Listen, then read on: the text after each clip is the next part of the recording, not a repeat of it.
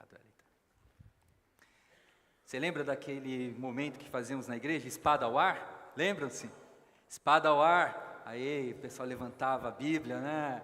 Aí quando alguém levava uma Bíblia pequenininha, o pessoal falava que não era espada, era canivete, né? Então, meu irmão, pegue a sua espada, abra em 2 Crônicas, capítulo 7, versículo 14. 2 Crônicas, capítulo 7, versículo 14. É um texto conhecido por muitos irmãos, e como eu sempre solicito, em reverência à leitura da palavra de Deus, nos coloquemos em pé. Eu sei que os irmãos sentaram, mas a palavra de Deus é poderosa. Podemos ler todos em uma só voz esse texto? Vamos ler de maneira bem vigorosa. Se o meu povo, que se chama pelo meu nome, se humilhar e orar, buscar a minha face e se afastar dos seus maus caminhos, dos céus ouvirei, perdoarei os seus pecados e curarei a sua terra. Amém. Vamos orar. Pai, que se cumpra essa palavra na nossa vida hoje para a glória de Jesus. Continue falando ao nosso coração. É minha súplica em nome de Jesus. Amém. Podeis assentar. Senhor, aviva a minha família. É o que nós iremos conversar tanto no culto da manhã como no culto da noite. Senhor, aviva a minha família é uma súplica. É algo que eu imagino que por vezes você já tenha orado, já tenha suplicado ao Senhor por um avivamento.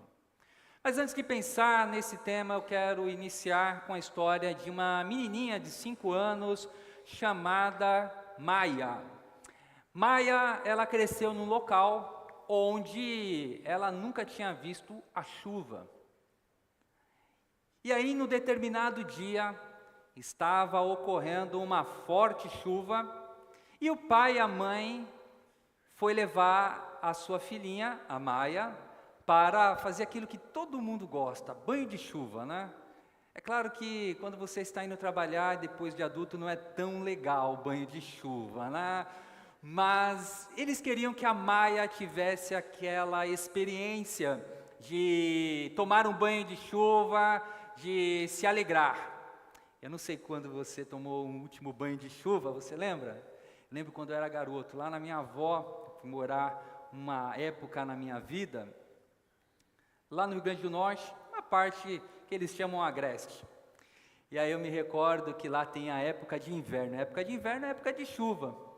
E a água lá era saloba, né? Então quando você ia lavar o cabelo não precisava nem de gel, né? Já ficava já todo espetado, né?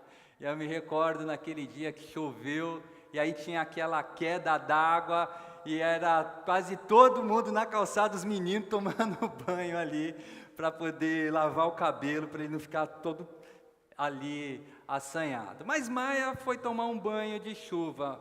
Mas qual foi o problema da Maia? A Maia entrou em pânico. Por quê? Ela nunca tinha visto chuva na vida dela. Ela não entendia aquilo, o que estava acontecendo. Logo, aquilo que deveria ser uma diversão para Maia se tornou um show de horrores para aquela menininha. Por que eu estou falando essa história da Maia? Porque quando nós falamos sobre avivamento, às vezes nós falamos, queremos um avivamento na nossa igreja, queremos um avivamento na nossa família. Mas nós sabemos o que é um avivamento? Muitos de nós, e talvez todos nós aqui, nunca tivemos a experiência de viver um avivamento espiritual. Logo, podemos estar neste exato momento, vivenciando em nossa vida um avivamento, como a Maia que estava na chuva, e ainda assim a Maia poderia estar dizendo, eu quero ver chuva. Para entendermos um pouco sobre avivamento e até para entender quando nós falamos, Senhor, aviva a minha família, Vale a pena observar alguns avivamentos na história do Antigo Testamento, do Novo Testamento e também em tempos modernos. No Antigo Testamento nós encontramos o avivamento, ou melhor, antes de falar sobre esses exemplos, vale destacar que avivamento, avivar, é trazer à vida aquele ou aquilo que estava morto. Então, quando nós pensamos nesse verbo avivar, é trazer à vida aquele que estava morto. Exemplo, um socorrista. Quando ele encontra uma pessoa que teve uma parada ou teve ali um mal súbito, o que um socorrista faz? Ele tenta ressuscitar, fazer todo um trabalho para que aquela pessoa que teve um mal e veio a óbito, possa voltar à vida. Então, avivar é voltar à vida. E quando nós olhamos para a palavra de Deus e na história, nós encontramos inúmeros relatos de grupos que estavam mortos espiritualmente, enganados em sua vida pelo pecado, e Deus os trouxe de volta a um comportamento que agradava ao Senhor. E aí, sim, observamos no Antigo Testamento exemplos como do rei Josias, que se tornou rei aos 8 anos e promoveu em Israel um verdadeiro avivamento, removendo postes de adoração a ídolos, chamando os sacerdotes, restaurando o altar do Senhor. Encontramos o rei Ezequias, que procurou viver de uma maneira agradável ao Senhor. O profeta Esdras, que pregando a palavra, fez com que o povo que estava errante em sua conduta voltasse-se para Deus, assim como Neemias, que além de reconstruir os muros, também se preocupou em restaurar a vida espiritual do povo. Quando olhamos para o Novo Testamento, nós encontramos, por exemplo, o relato ali da igreja de Éfeso. Atos 19, versículo 19, fala que depois do evangelho ser anunciado aos moradores na cidade de Éfeso, aquelas pessoas que se converteram queimaram os seus livros de ocultismo, e a quantidade de livro foi uma quantidade enorme. Encontramos também avivamento em Atos capítulo 2, no derramar do Espírito Santo, cumprindo a profecia de Joel. Então nós encontramos o quê? Pessoas que estavam vivendo uma vida morna, mortas espirituais, sendo tocadas, e uma vez tocadas pelo Espírito Santo de Deus, elas começam a anunciar com coragem e ousadia o Evangelho de Cristo. Em tempos modernos, nós encontramos avivamentos na Inglaterra, encontramos avivamento na Alemanha, encontramos homens usados por Deus nesse processo, como John Wesley, Martinho Lutero, John Knox, Wycliffe. Nós encontramos os huguenotes, encontramos os morávios. Os morávios foi um grupo que merece destaque também e estudo. Os morávios assumiram um compromisso de orar de maneira ininterrupta. E eles oraram de maneira ininterrupta por 100 anos. Não foram 100 dias. Durante 100 anos, sem parar, esse grupo de irmãos oraram, e graças a esses irmãos, tocados pelo Espírito Santo, a obra de Deus avançou. Encontramos exemplo dos valdenses, Pedro Valdo, que no século XII buscou justamente chamar a atenção da igreja para se voltar à palavra.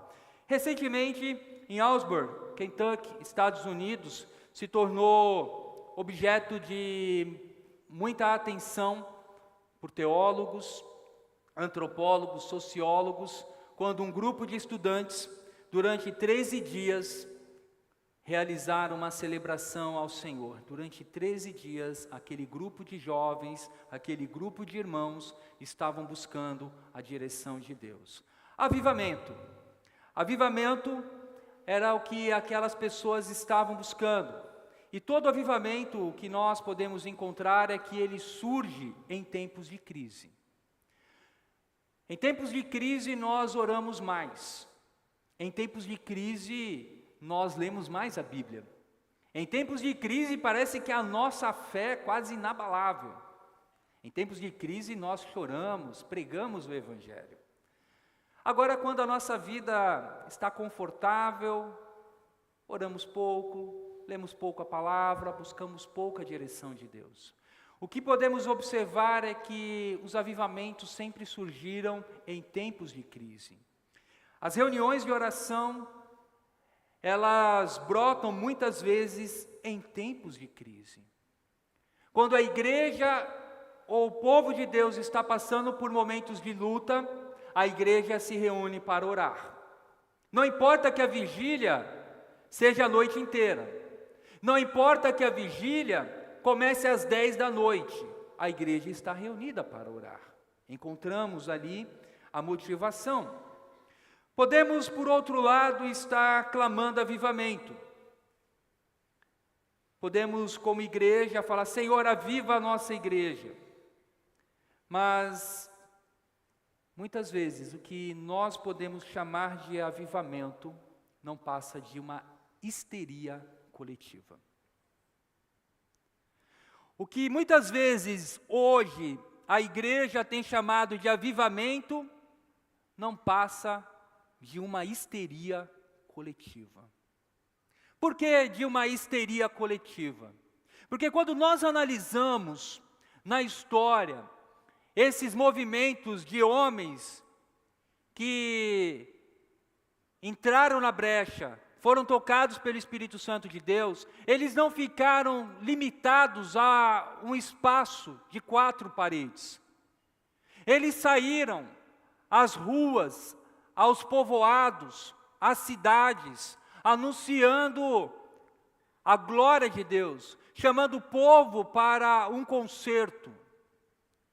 Não tem como falar em um avivamento numa igreja que só ocorre no domingo, no horário da manhã ou no horário da noite.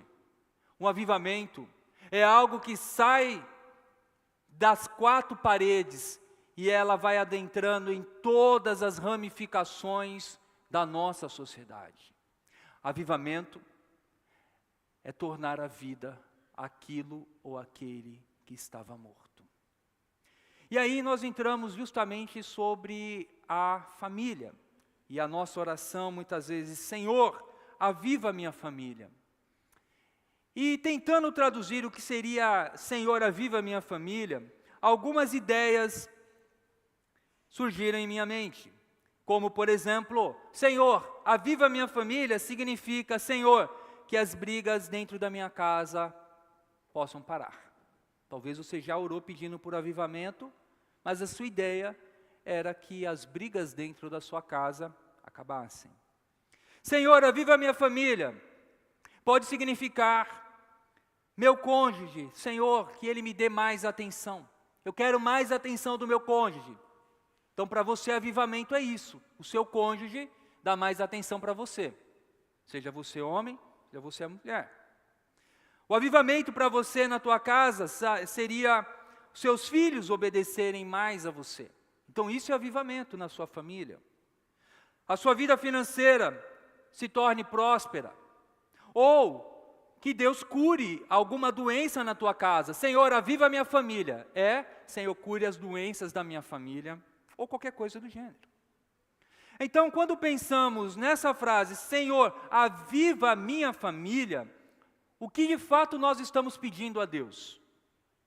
Cura, atenção de um cônjuge, obediência dos filhos, prosperidade, que acabe as brigas dentro de casa e todo mundo viva unido? O que seria? Ou será que nós estamos pedindo ao Senhor, Deus, eu quero que a minha família busque a Ti em primeiro lugar. Senhor, eu quero confessar os meus pecados diante de Ti. Pensar em família é pensar numa série de episódios que nós lidamos. As famílias hoje vivem o divórcio. No ano de 2022, nós tivemos cerca de 69 mil divórcios. E fazendo uma conta sobre quantas pessoas são impactadas por cada divórcio, podemos chegar aí a um número de quase, para mais, para menos, de 800 mil pessoas, só por causa de 69 mil, envolvendo filhos, os parentes e outras pessoas diretas ou indiretas. Se nós somarmos divórcios em anos anteriores, nós podemos chegar a uma ideia de quase 1 milhão de pessoas impactadas, direto ou indiretamente, pelo divórcio. Violência doméstica, inúmeros casos, milhares de casos. Crise financeira, muitas famílias endividadas. Doença e morte. A pandemia, ela causou um rastro terrível de dor para muitas famílias. E muitos ainda, além de perder seus amores, lidam com sequelas.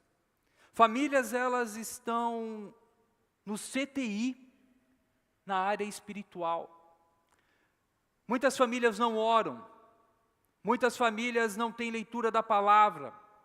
Muitas famílias não têm louvor. Não têm a comunicação. Não há perdão dentro da família. E as práticas do fruto do Espírito Santo não são desenvolvidas. As famílias cristãs e as famílias que não são cristãs, muitas famílias cristãs e outras famílias que não estão cristãs estão no CTI, Centro de Terapia Intensiva. Algumas famílias estão literalmente pelo fio para acabar. Muitas famílias não sabem mais o que é o amor. Não sabem o que é uma palavra de carinho. Não sabem o que é um toque. Já ouvi histórias de filhos que quando vão passar por algum tipo de tratamento, só o fato dele receber um toque no ombro, ele começa a chorar. E quando aquele conselheiro ou o profissional vai perguntar: por que você está chorando? Aquele filho responde: meu pai e minha mãe não me tocam. Eu não sei o que é um toque. Eu não sei o que é um abraço. Eu não sei o que é viver numa família.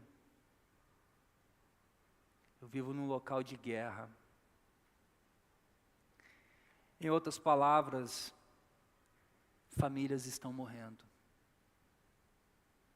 E é justamente esse ponto que nós precisamos voltar os nossos olhos para a palavra e como lidar com esse avivamento. Avivar uma família que as pessoas não se tocam, filhos não conversam com os pais, casal não tem mais intimidade, a vida financeira é um caos. Como podemos ver o milagre nessa família? É aqui que entra o poder de Deus, porque aquilo que nós não podemos fazer, Deus pode fazer. Talvez a sua família esteja no CTI. E a boa notícia é que hoje Deus tem poder para tirar a sua família desse local e te dar alta. Deus tem poder para dar alta para a tua casa. Deus tem poder para dar alta para o teu relacionamento. Para que você possa sair daqui e anunciar Cristo. E o texto que foi lido em 2 Crônicas, nós encontramos algumas recomendações de Deus. 2 Crônicas capítulo 7, a partir ali do versículo 12, é uma resposta de Deus à oração de Salomão ao consagrar o templo para Deus. Deus aparece a Salomão à noite e responde à oração dele. E a oração que Salomão fez foi: Senhor, não se afaste aqui do povo, se o povo pecar, venha ao socorro, dê atenção ao povo. E Deus vai dizer justamente isso: se eu fechar o céu para que não chova, ou mandar que os gafanhotos devorem o país, ou sobre o meu povo enviar uma praga. E aí entra o verso 14, qual é a cura? Se o meu povo que se chama pelo meu nome não tem avivamento, meus irmãos, sem nos identificarmos com o nosso Deus. O primeiro elemento que nós encontramos aqui para um avivamento é nós nos identificarmos com Deus, identidade. Você se identifica com quem? Às vezes nós queremos imitar um CEO de uma grande companhia. Queremos imitar a personalidade de um jogador ou de um atleta. Nós olhamos para essa pessoa e queremos nos identificar com ela. Usar roupas, tom de voz, formas de querer pensar. Mas Deus está dizendo: se o meu povo, que se chama pelo meu nome, nesse exato momento nós que desejamos ver um tempo de consagração na nossa casa, nós temos que identificar a nossa casa como casa de Deus. Talvez a sua casa, o seu lar, tenha ali uma identificação. Casa do Fernando, casa da Sônia. Mas hoje nós precisamos tirar essa placa, casa do Fernando, casa da Sônia e casa do seu nome, e colocar casa de Deus. Aqui é casa de Deus. Aqui será a casa do Senhor, do Deus Altíssimo. Esse quarto não é mais teu, filho. Esse quarto aqui não é mais teu, filha. Esse quarto aqui é de Jesus. Essa sala é de Cristo. Quem manda aqui nessa casa é Deus. Quem manda nessa casa e quem tem que ter a palavra máxima é Deus e sua palavra. É colocar Deus no centro da sua vida e da sua casa. O que muitas vezes nós fazemos, nós vamos tirando Deus. Vamos tirando Deus da nossa casa. E não adianta você escrever um versículo, colocar um quadro bonito na tua casa, dizendo: essa casa é do Senhor, quando o seu coração não está Jesus no trono. É o que Deus diz por intermédio do profeta Isaías: esse povo me honra com seus lábios, mas o seu coração está o quê? Longe de mim. Primeira coisa, mude a identidade da tua família e da tua casa. Nós somos o povo de Deus. E uma vez que você se identificou, agora eu sei quem é meu Deus, eu vou para um próximo passo, me humilhar. Porque é isso que o texto diz: se o meu povo que se chama pelo meu nome se humilhar. Posição. A casa é de Deus, agora eu me humilho. Eu tenho uma posição. Eu não sou o rei. Eu vou me humilhar. Eu vou me humilhar, não é porque eu sou pai, que aqui eu vou passar por cima de todo mundo. Não é porque eu sou o provedor ou porque eu sou uma pessoa na minha família que eu posso fazer o que eu quero, falar o que eu quero, colocar a mensagem que eu quero no grupo familiar e achar que está tudo bem. Não, meus irmãos. Nós temos que nos humilhar diante de Deus e falar: Senhor, misericórdia de mim, misericórdia de mim. Não foram poucas as vezes que eu já tive que pedir perdão para os meus filhos. Teve uma vez que eu e a minha esposa, que somos um casal em construção, naquele dia, eu acho que eu estava mais azedo, sabe, gente? Tem dia que você acorda um pouquinho azedo? Já aconteceu isso com você? Não adianta colocar açúcar, né? Fica pior, né? Azeda mais. E naquele dia eu não dei um bom testemunho para os meus filhos. Não dei. E depois de pedir perdão à esposa, na porta do quarto de um, falar: licença, eu estou aqui para pedir perdão para você, porque eu falei coisas para tua mãe que não deveriam, sua mãe não é digna de ter ouvido aquilo. Me perdoa, filho. Sua mãe é a mulher da minha vida. É a manteiga do meu pão. Está acompanhando online, né?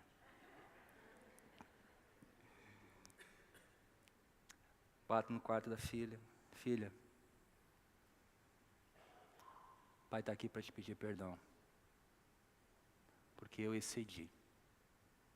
Falei o que não devia, me comportei como não deveria. Nesse momento, foi difícil, sabe, gente? Parece assim que o corredor ficou mais distante, Arthur, do que eu estou aqui com você, ou quase lá, sabe? Falei, toca celular, alguém da igreja chama, né? Aquela desviada. Mas eu poderia até ver aquele pensamento: vou pedir perdão por quê? Mas uma casa em que nós não nos humilhamos, não tem como ter avivamentos. Naquele dia, o lanche da noite foi diferente, gente, sabia? Minha casa estava naquele exato momento, por causa de um comportamento que eu excedi, a relação estava morta. Mas a partir do momento em que o Espírito Santo me constrangeu, e eu falei: essa casa é de Jesus, a minha casa voltou a ter o quê? Vida. Até me serviram um café à noite. Falei: ó, é Deus, gente, é Deus. Um terceiro aspecto dessa recomendação de Deus é se humilhar e orar.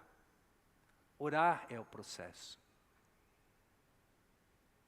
Não adianta você simplesmente: eu estou aqui humilhado, tal. Permita-me ainda usar um exemplo. É pedir para um filho orar por você. Ore por mim, filho. Eu preciso melhorar como pai e como marido.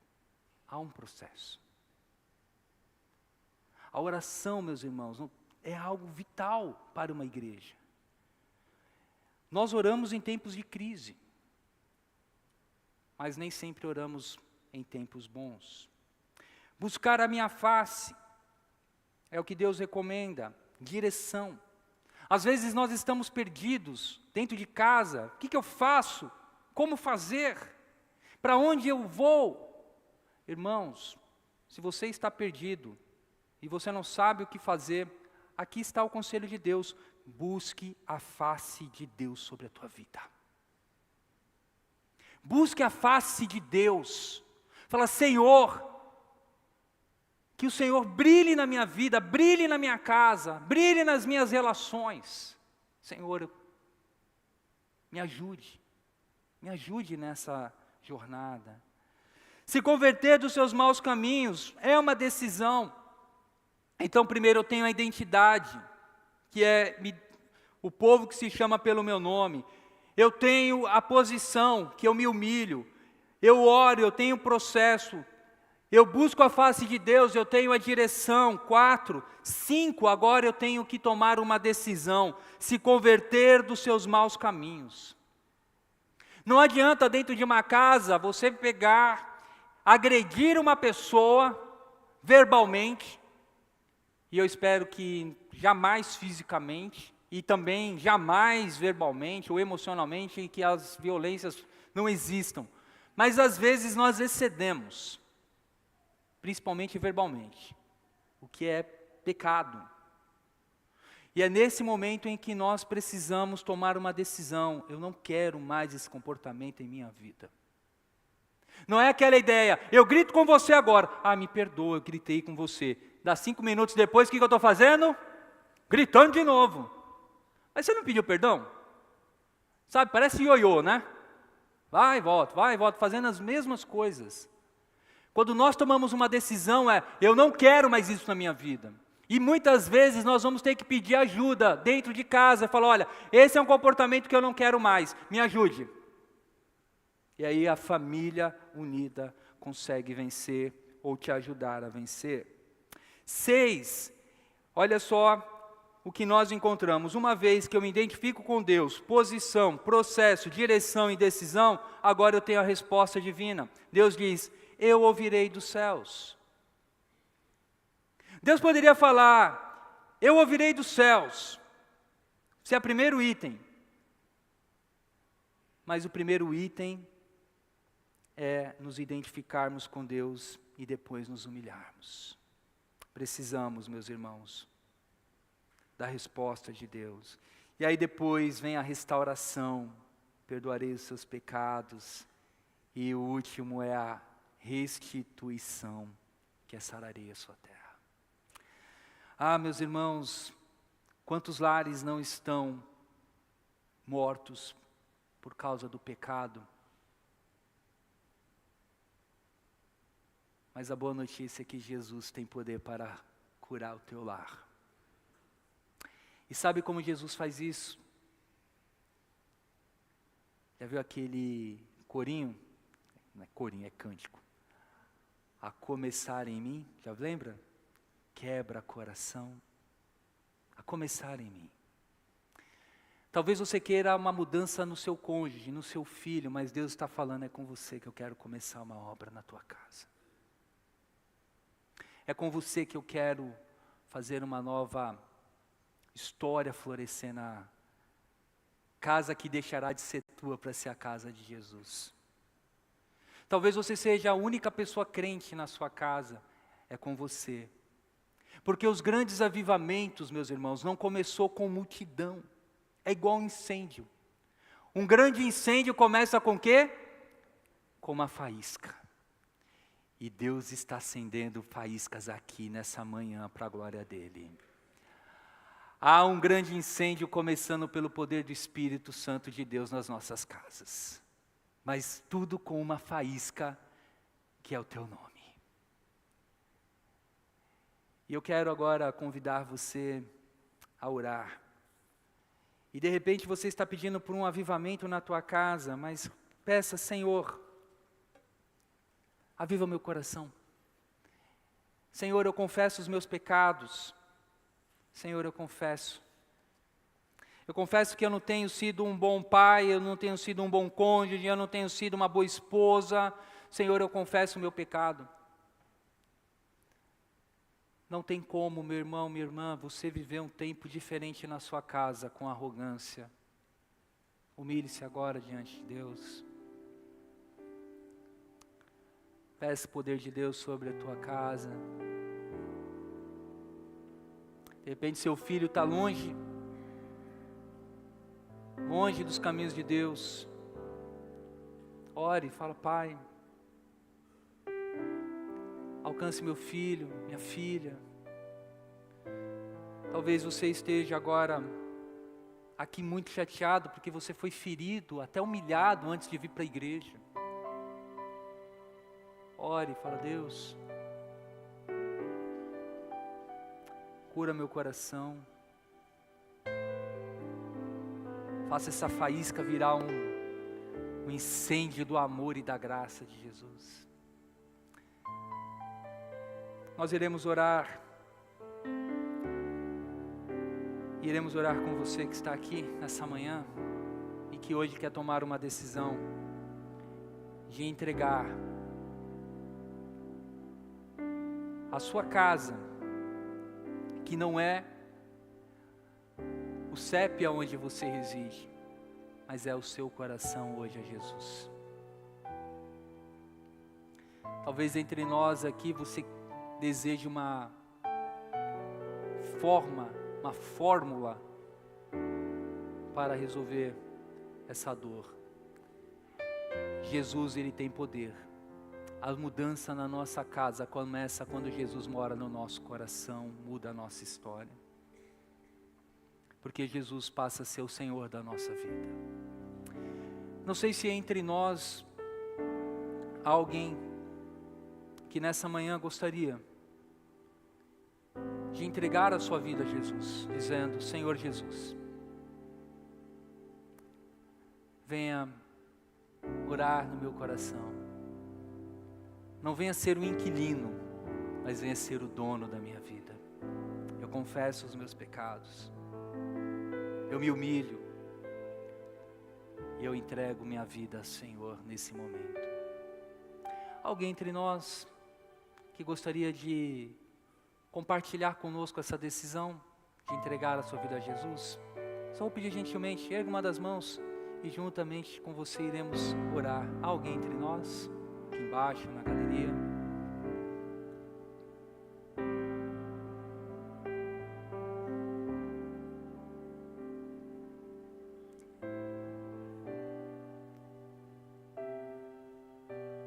O meu segundo convite é para você que precisa dessa graça de Jesus como servo do Senhor, que está triste, mas que hoje você está dizendo: Senhor, a minha fé está quase apagando. Derrama no meu coração o azeite que vai fazer com que esse fogo se erga e aqueça a minha casa. Se você deseja que oremos pela tua vida, pela tua casa, coloque-se em pé, vamos orar com você. Há muitos azeites na casa de Deus, e às vezes entra na nossa casa, o fogo está acabando porque está faltando ali o combustível, né? A boa notícia é que Deus é rico em nos conceder graça e azeite do Espírito. Deus abençoe a vida de vocês que estão aqui em casa. Deus abençoe. Vamos orar, Pai. Quantas vezes nós olhamos para o lado, culpando pessoas, tentando encontrar, ó Pai, nas pessoas um álibi para justificar os nossos insucessos e pecados. Mas hoje, meu Pai, nós entendemos pela Tua palavra que nós precisamos de Jesus. O principal, ó Pai, que precisa mudar dentro da nossa casa somos nós. Somos nós, ó Deus. Muda o nosso coração. Derrama desse azeite, meu Pai, que é o combustível do Espírito, para avivar essa chama dentro de nós. Que o Senhor, ó Pai, possa fazer com que essa chama venha aquecer o coração dos nossos familiares. Venha, meu Pai, a trazer alegria ao nosso coração, reconciliação, cura, perdão em nossa casa. Ó Deus, que o Senhor mude o nosso coração e nos ajude a ter um comportamento que exalte o Teu nome. Remova de nós, ó Pai, a vaidade. Remova de nós a arrogância, a prepotência. Reina Jesus em nós. Brilhe Jesus em nós. E abençoe, meu Pai, o nosso lar. Que os meus irmãos, assim como eu, possamos chegar em nossos lares e encontrar um ambiente, meu Pai, onde possamos praticar o que aprendemos em Tua palavra, e que ali possamos receber do Senhor, ó Pai, o bálsamo, o ânimo e o encorajamento para seguirmos adiante. Em nome de Jesus, perdoa os nossos pecados. Amém. Amém.